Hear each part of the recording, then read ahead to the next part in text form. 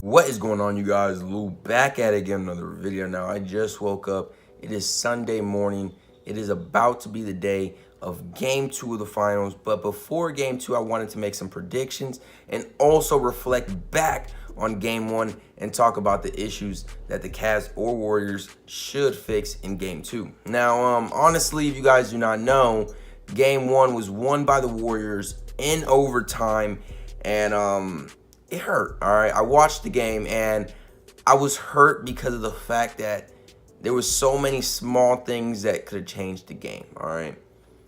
First of all, 36 seconds left in the fourth quarter, a charge happened. They called the charge, right?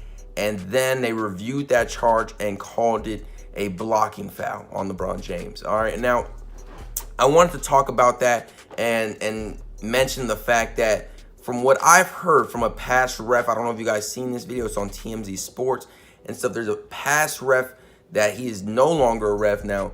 And he said, now I never even researched this now, this is just what he said, that when two refs have a disagreement on a call, the immediate play is to go and do a jump ball between both teams. That usually you should never review something like that, because they reviewed it because they thought LeBron was in the restricted zone. That's why it led to that point. But honestly, it was obvious that he was not in the restricted zone. He was definitely out of it, and that's kind of some BS, all right?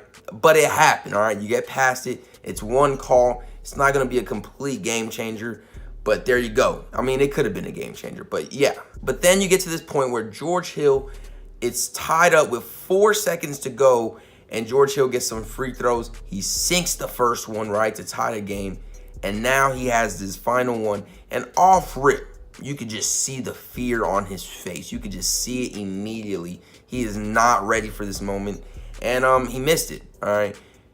JR gets the rebound. He runs to the half-court line, more or less, and doesn't notice to shoot. Boom. He messes up the whole game, because now they got to go to overtime. The Warriors are ready for this moment, and that's how the game ends.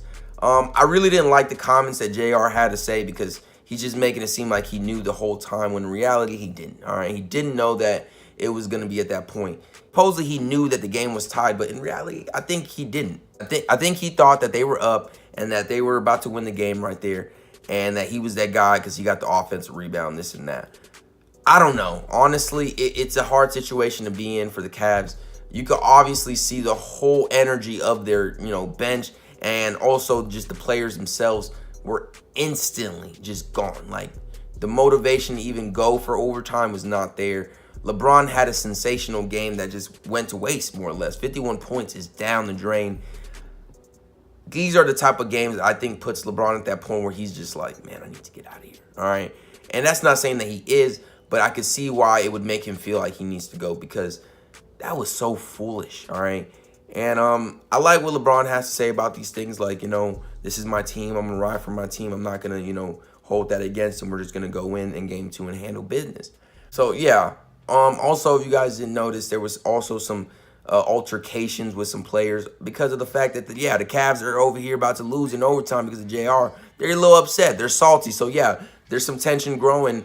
And obviously issues began to happen, so Draymond Green and Tristan Thompson got into a situation. I don't think there's going to be any suspensions for that, so I think they're going to be Gucci on that end.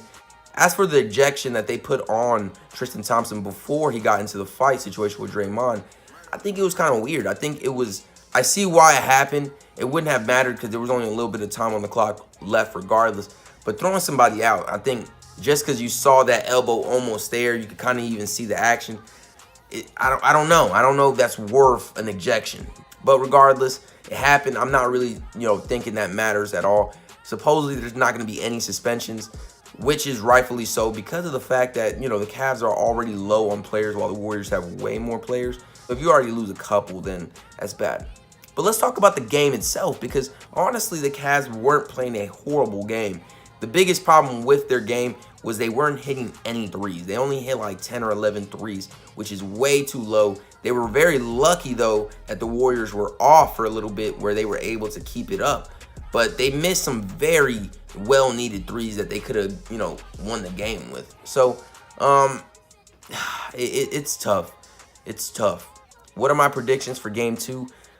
I hope that the Warriors lose, honestly, because I want a competitive series. Because the fun fact is that supposedly LeBron James is like 1 of 8 or something like that in game 1s. So he's always typically not that great. So this is always expected, right? But if Warriors win game 2, I'm going to let you know right now, I'm worried for the Cavs. I'm already scared for them losing this whole series in general. But the fact of the matter is, if you lose game 2, then it's going to be tough, okay? Because you got to win now consecutive games at a time. And I think the Warriors can definitely take some games at their home. So this is a very crucial game.